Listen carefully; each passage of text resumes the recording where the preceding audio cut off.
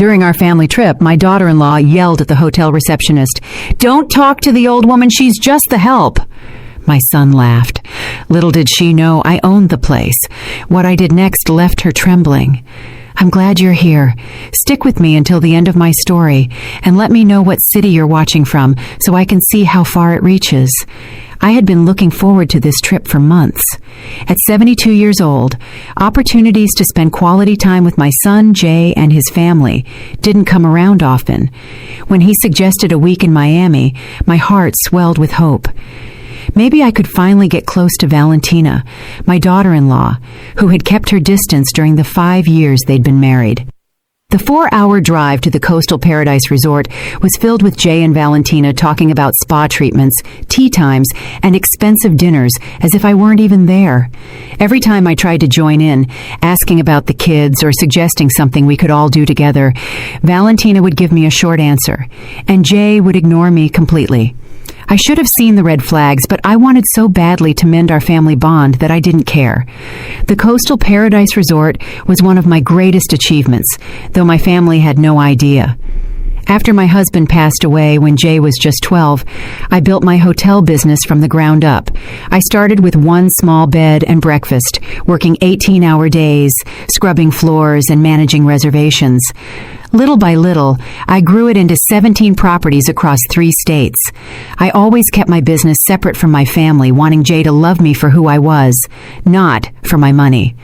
Arriving at the grand entrance, a familiar pride swelled in my chest as I saw the perfect gardens and the uniformed valets rushing to greet guests. It had taken me 3 years to buy Coastal Paradise and another 2 to renovate it to perfection.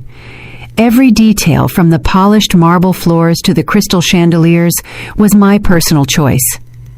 Jay handed the valet the keys as Valentina adjusted her designer sunglasses, her blonde hair perfectly styled. She was undeniably beautiful, the kind of beauty that comes from expensive salons and personal trainers. At 35 years old, 20 years younger than Jay, she made sure no one forgot it. "Remember," she told him as we approached the doors, "I want the penthouse suite. I don't care what they say about availability. Just make it happen." Jay nodded without hesitation. It still surprised and pained me how much he deferred to her. The confident boy I had raised was now a man who couldn't act without his wife's approval. We entered the elegant lobby, and I couldn't help but smile at the familiar buzz of activity. Jasmine, the front desk manager, looked up and her eyes widened when she saw me, but I gave a slight shake of my head. I wasn't ready for them to know who I really was. "Good afternoon," Jasmine said warmly but professionally. "Welcome to the Coastal Paradise Resort. How can I help you?" "Reservation under Carter," Jay replied. "We should have the penthouse suite." Jasmine's fingers flew across the keyboard as she checked. "Here is your reservation, Mr. Carter. It's confirmed for our Coastal Paradise Deluxe suite, but the penthouse is booked for your entire stay." I watched Valentina's face harden, her jaw tightening, and her eyes glinting with irritation beneath her flawless makeup. "That's unacceptable," she snapped. "Do you know who we are? I specifically requested the penthouse when we made this reservation." Jasmine remained calm, though her shoulders tensed slightly. "I apologize for any misunderstanding, Mrs. Carter. The deluxe suite is lovely and it has a private balcony." "I don't want to hear about some second-rate room," Valentina interrupted, raising her voice enough to make other guests turn and stare. "I want the penthouse and I want it now." I took a step forward, hoping to de-escalate the situation. "Valentina, maybe we could—" But before I could finish, she spun on me, her face contorted with fury. "Don't you dare speak!" she shouted, her voice echoing off the marble floors. "Jasmine, or whatever your name is, just ignore whatever this old woman says. She's not important. She's just the help we brought with us." The conversations in the lobby stopped. My cheeks burned as the humiliation washed over me. But she wasn't done. "Don't talk to the old woman," she shrieked, pointing at me as if I were a piece of garbage. "She's just the servant, the nanny. Don't waste your time on her." I stood there, frozen. My mouth was dry, and my heart pounded so hard I thought it might burst through my ribs. In my 72 years, no one had ever spoken to me with such venom, with such utter disrespect, and never in front of strangers. But what came next cut even deeper. Jay threw his head back and laughed, not an uncomfortable laugh to ease the tension, but one of genuine amusement, as if watching his wife tear me down in public was the funniest thing he'd ever seen. "Oh my goodness, Valentina," he said, wiping a tear from his eye. "You're terrible, but you're not wrong. Mom, just let us handle this, okay? Go sit down somewhere." The betrayal hit me like a physical blow. This was my son, the son I raised alone, who I worked myself to the bone for, who I sacrificed everything for just to give him a good life, and he was laughing at my humiliation. Jasmine's face had gone pale, a mix of surprise and sympathy that only made the sting worse. All around the lobby, I heard whispers and saw people pointing.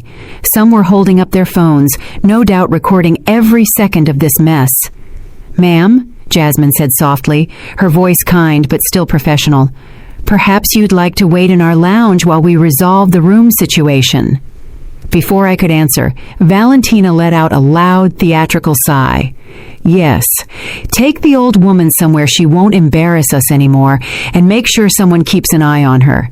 She tends to get lost." Jay laughed again. Strangers were watching, and I felt my heart splintering into a million pieces. I wanted to disappear, to run from this beautiful lobby, from my cruel daughter-in-law, from my mocking son, and never come back. But something inside me, a last vestige of the strength that had built this empire, held me firm. I met Jasmine's gaze. Her eyes held a silent anguish. She knew exactly who I was. She knew that with a single word from me, she could have Valentina escorted out so fast her designer heels wouldn't even touch the ground. But I stayed quiet. I picked up my small suitcase and walked to the elevator, my back straight despite the crushing weight of the shame behind me. Behind me, Valentina was still yelling at Jasmine about the penthouse, her voice thick with the entitlement of someone who had never worked a day in her life.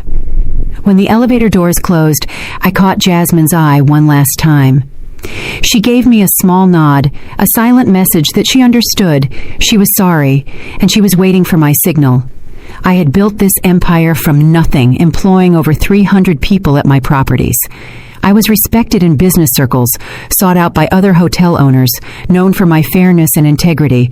But in that lobby, I was just a pathetic old woman being yelled at by her son's wife while my son laughed at my pain. As the elevator rose to the 12th floor, each passing number stirred something inside of me. The pain was still sharp and deep, but another feeling began to grow beside it. Determination.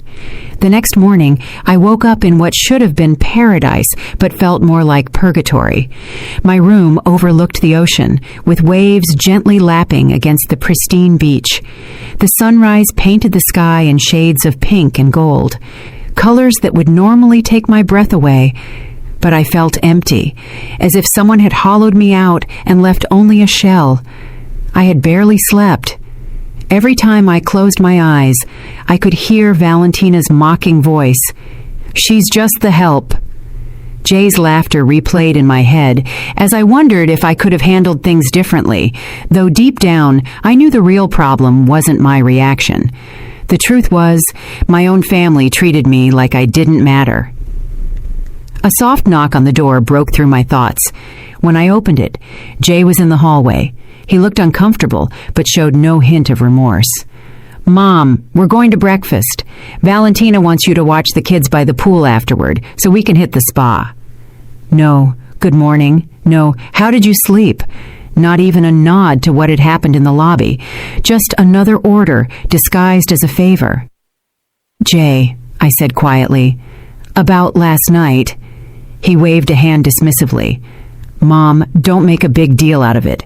Valentina was just stressed about the room. You know how she gets when things don't go her way." A big deal. That's what he called his wife, publicly humiliating me. "She called me a servant, Jay.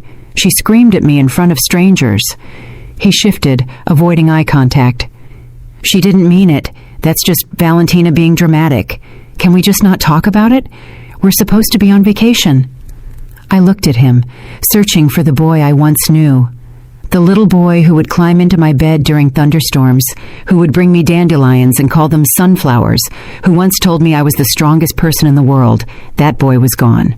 He had been replaced by a 47-year-old man who chose his wife's comfort over his mother's dignity. "Okay," I said, the word tasting like ash in my mouth. "I'll watch the kids." His relief was palpable. "Perfect.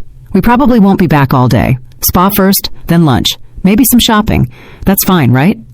Of course it wasn't fine. I had imagined this trip as a time for family, to get to know my grandchildren and feel like I belonged. Instead, I was being reduced to an unpaid nanny. But I nodded. Saying no would only cause a scene, and I had learned long ago that keeping the peace was more important than speaking up. The dining room was filled with vacationers enjoying their meals. Valentina had managed to get a table by the window, the best spot in the house, and she was already barking orders at the staff as if she owned the place. "I want fresh squeezed orange juice, not that junk from Concentrate," she told our waiter, a young man named Terrell I remembered from other visits. "And make sure those eggs are cooked exactly 3 minutes, not a second more or less." I could see Terrell trying to maintain his composure, but the tension in his eyes gave him away. I had trained my staff to provide top-notch service, but Valentina was testing even their patience. My grandchildren, Zuri and Deshawn, ages 8 and 10, were sitting silently at the table, eyes glued to their tablets. They barely looked up when I approached. "Good morning, sweetie," I said to Zuri, reaching out to tuck a stray piece of hair behind her ear. But Valentina's hand shot out, stopping me. "Don't touch her hair. It was just styled yesterday, and I don't want it to get messed up." I pulled my hand back as if I'd touched a hot stove. Zuri didn't even look up from her screen. "Kids, say good morning to Grandma Renee," Jay mumbled, sounding bored. "Morning," they said in unison, still focused on their devices. I sat in the only remaining chair, the one with its back to the resort view.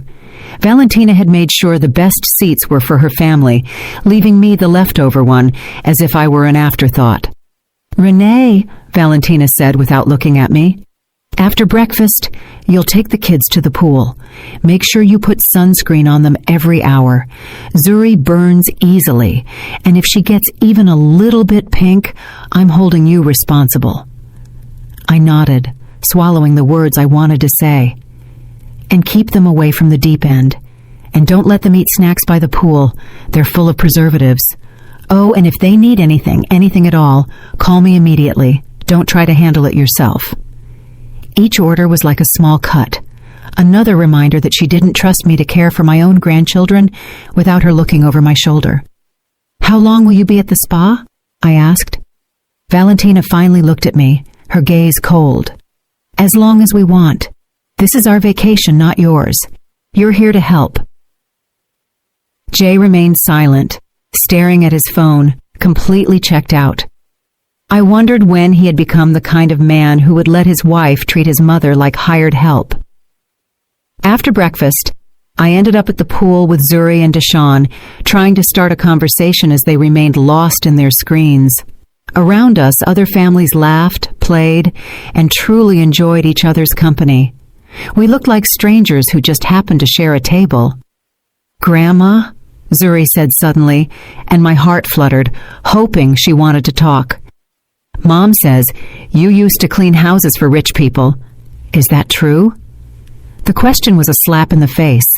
I had worked hard my entire life. I had never cleaned a house for anyone. I had built my own empire from scratch. I had created jobs for hundreds of people and earned respect in a male-dominated field. And still, in Valentina's twisted version of my life, I was nothing more than a servant. "No, sweetie," I said softly. "I'm a business owner. I build hotels." Deshawn looked up from his tablet for the first time all morning. "Mom says you make up stories about being important because you're ashamed of being poor." The cruelty of his words stole my breath. Valentina hadn't just humiliated me in public. She had also been poisoning my grandchildren against me, filling their heads with lies so they would see me as a pathetic, delusional woman. Your grandma is not poor, and she doesn't make up stories, I said, keeping my voice firm. Shrugged. That's what Mom says. She says you live in a tiny apartment and pretend you're rich to make yourself feel better. In reality, I lived in a penthouse overlooking the bay that was worth more than most people's entire net worth. But my grandchildren thought I was a pathetic old woman living in squalor and lying about my life. For the next 6 hours, I sat by that pool, watching children who barely looked at me while their parents enjoyed themselves at my expense. Other guests would chat with me now and then, and I would respond with short, polite answers, all while feeling more and more empty with each passing minute. When Jay and Valentina finally returned, they were radiant after spa treatments and an expensive lunch. Valentina's nails were freshly done, her hair perfect. She looked like someone who had spent the day being pampered, and she had, at a spa I owned with services I was ultimately paying for. "How were the kids?" Jay asked without looking up from his phone. "They were fine," I replied, because what else could I say? That they thought I was a liar and a servant? That their mother had deliberately destroyed any chance of a real connection between us? "Good," Valentina said dismissively. "You can watch them again tomorrow. We have golf in the morning and lunch with some friends we met at the spa." I watched my son nod along to her plans without asking if I cared, without thinking that maybe I wanted to spend my vacation doing something other than free childcare. That night, sitting alone in my room, overlooking the ocean I had worked so hard to make my own, I finally saw the truth. This wasn't a family vacation. It was a business trip where I had been cast in the role of the help. Except instead of being paid, I was footing the bill for the privilege of being treated like trash. But as I sat in the dark, listening to the waves crash against the shore, something inside me started to shift. The pain was still there, deeper than ever. But now it was joined by something else. Pure, sharp anger. Anger at being taken for granted, at the lies, at being treated like I was nothing when I had built everything. As of tomorrow, I decided things were going to change. The third day of our vacation started just like the first two, with Valentina dictating my to-do list while Jay sat by, nodding along like a compliant assistant. This time, they had a day trip planned to a nearby wine country, and I was to stay with the kids. "Make sure they have lunch at exactly noon," Valentina said, carefully applying lipstick as if performing delicate surgery. "And Zuri gets cranky when her sugar drops, so have the granola bars I packed ready." I wanted to remind her that I had already raised one child, that I knew how to take care of kids, but I'd learned that standing up for myself only led to longer lectures and more subtle put-downs. "We'll probably be back around 6, Jay added, without looking up from his phone. "Maybe later if traffic's bad." As they got ready to leave, I overheard Valentina on the phone, using that fake, syrupy sweet tone she used when she thought she was being clever. "No, we can't do dinner again tonight. I'm stuck with the kids. I know it's ridiculous, but it's just for a few more days. Trust me, once this is all sorted out, we won't have to deal with this anymore." A chill ran down my spine. The way she said, "once this is all sorted out," didn't sound like she was just talking about the vacation ending. After they left, I took the children to the hotel's kids club, a program I had created myself to give families more flexibility during their stay. The counselors were amazing with Zuri and Deshawn, and for the first time since we'd arrived, I saw them laugh and play with other kids their age. With a few hours to myself, I walked around the property. It had been years since I had seen my hotel from a guest's perspective instead of an owner's, and I wanted to get a real feel for how things were going. That's when I overheard the conversation that changed everything. Walking past the pool bar, I recognized voices coming from one of the private cabanas. Jay and Valentina were supposed to be at the wineries, but there they were, hidden behind the curtains, talking in hushed tones with another couple I didn't know. "The thing is," Valentina was saying, "she's getting old, and old folks don't live forever, if you catch my drift." A woman I didn't recognize laughed. "Valentina, you're awful." "I'm just being practical," Valentina responded. "Jay's an only child, so we're going to get everything eventually. The only question is, how long will we have to wait?" My stomach dropped. I moved closer, hiding behind a large palm tree. "And what about Mrs. Renee?" the unknown man asked. "Doesn't she have any money of her own?" Then I heard my son's voice, the voice I had once trusted completely. "My mom? Nah, she's poor as a church mouse. She lives in a little apartment, scraping by on Social Security. I've been helping her out for years." The lies flowed from his mouth so smoothly, I wondered how long he had been making them up. I lived in a $5 million penthouse, earning more each month from my investments than most people made in a year. But in Jay's twisted version of the story, I was a burden he generously supported. "That's why this trip is so annoying," Valentina continued. "We have to drag her everywhere because she can't afford anything on her own. It's like having a pathetic pet you can't get rid of." The other woman made a sound of pity. "How awful for you. And I bet she thinks you'll take care of her when she gets really old and sick." "Over my dead body," Valentina said with a malicious laugh. "As soon as she needs any real care, she's going straight into a government-run home. I'm not turning my house into a retirement home for some useless old woman." I leaned against the palm tree to keep my balance.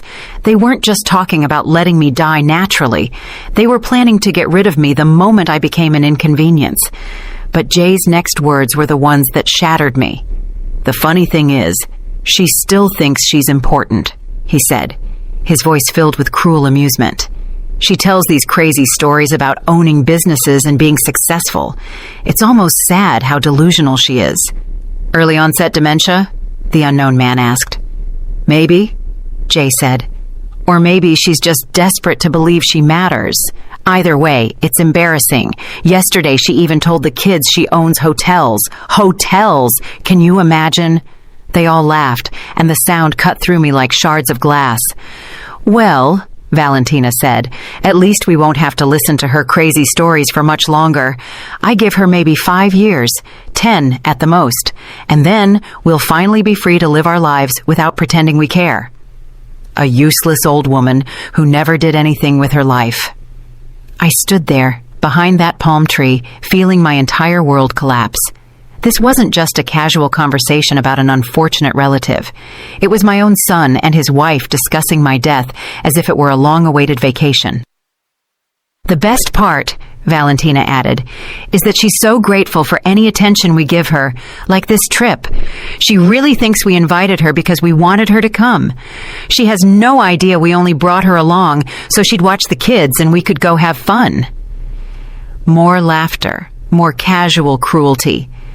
"Does she even contribute to expenses, Brenda?" the other woman asked. "Are you kidding me?" Valentina scoffed. "She's completely useless when it comes to money. Jay covers everything, her food, her utilities, even this trip. She's nothing but a financial drain on us." Another lie. For years, I had been helping Jay out financially, covering part of his mortgage, paying for his kids' private school. I even bankrolled Valentina's shopping sprees. The credit card statements that came to my address were astronomical, and yet I paid them without complaint, thinking I was supporting my family. "The only good thing about having her around," Jay said, "is that she's a decent nanny. Free childcare, you know. She's so desperate for our approval, she'll do anything we ask. It's kind of funny, actually." "It really is," Valentina added. "Watching her try so hard to make us like her, bringing the kids expensive gifts. She always—" I stumbled back, my hand flying to my mouth to stifle a sob. The lies were a betrayal, but hearing them discuss my life as a pitiful joke, a burden to be discarded, was a knife to the heart. This wasn't just about money or respect. This was about a complete lack of humanity. They weren't just taking my money. They were taking my dignity and my legacy and turning it into something ugly and worthless. My mind raced back to that first night in the lobby. I had been so filled with shame that I didn't want to expose them. I had wanted to protect Jay from the embarrassment of his wife's behavior, but now I realized he was in on it. He was the one who had made me the butt of the joke. He was complicit in my humiliation, and he was okay with it. I had been so proud of my accomplishments, so proud of the life I built for my family, but they had turned my hard work into a punchline. I was nothing more than an ATM, a free babysitter, a pathetic old woman they couldn't wait to get rid of. I felt a new kind of anger building inside me. It wasn't the fleeting rage of the night before. It was a cold, hard, unwavering resolve. They thought I was useless? They thought I was a joke? I would show them what this useless old woman could do. I would show them what it meant to disrespect me. I pulled out my phone and dialed Jasmine's number. She answered on the first ring. "Ma'am, I'm so glad you called," she said, her voice a mix of relief and concern. "Is everything all right? Did you see?" "It's fine, Jasmine," I said, my voice steady. "I need you to do something for me." I walked back to the kids' club and collected Zuri and Deshawn. They barely looked up from their screens as I took their hands. "Let's go, kids," I said.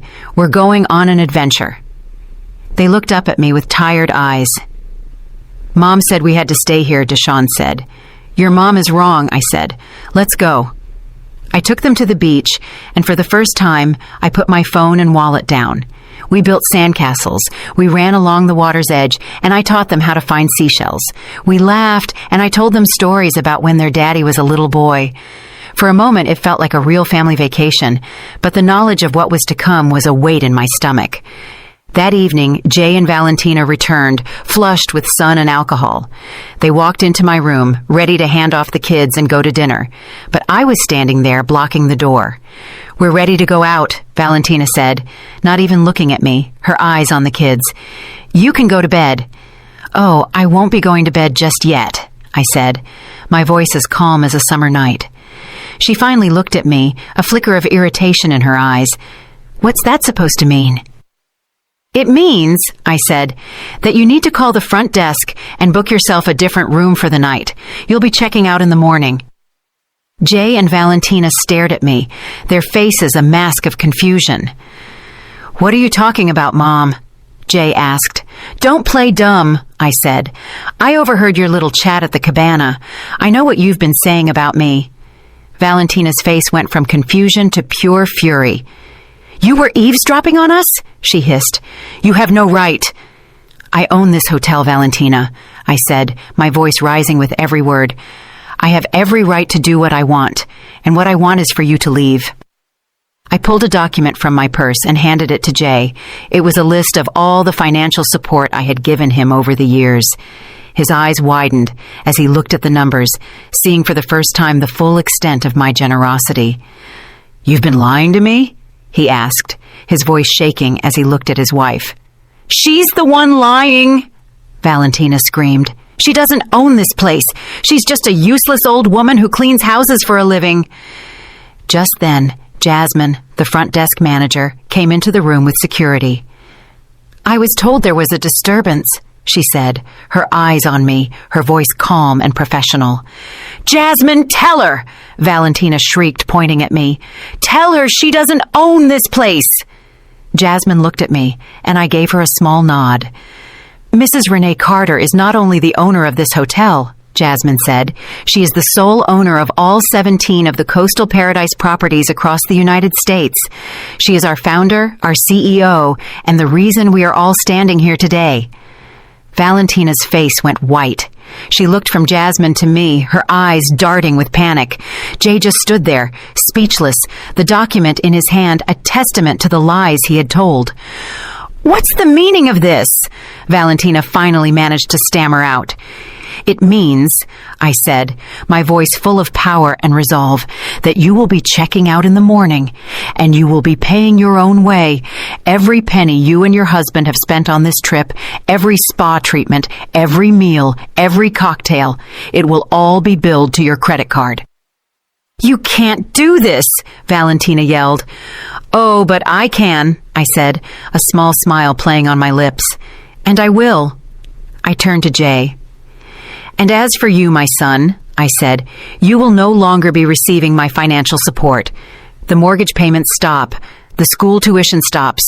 You're on your own." Jay's face fell. Mom, please. We can talk about this. There's nothing to talk about, Jay, I said. You made your choice. You chose to laugh at your own mother's humiliation. You chose to lie about me to your children. You made your bed. Now you have to lie in it. He and Valentina looked at each other, their faces filled with a mix of shock and betrayal. They had thought they had me right where they wanted me, but they had underestimated me. They had no idea that the useless old woman they mocked was the one who held all the cards. That night, for the first time in years, I slept soundly. I went to bed knowing I was loved and respected, and every morning I woke up excited for the day ahead. It took me far too long to learn that being alone isn't the same as feeling lonely, and that sometimes the family you choose is stronger than the one you're born into. Jay and Valentina thought they were teaching me a lesson when they shamed me in that hotel lobby. They were right about one thing. I did learn something. That week, I learned that I am worth fighting for, even if I have to be the one to do the fighting. And that changed everything. The story we have told is fictional, but is based on some real events. The names and places have been changed to protect the identity of those involved. We're not sharing this to pass judgment, but in the hope that someone listens and pauses to think, how many mothers are suffering in silence inside their own homes? I'm so curious. If you were in my place, what would you do? Would you choose to stay silent to keep the peace? Or would you dare to face it all to get your voice back? I want to know what you think, because every story is a candle that can light the way for someone else. God always blesses.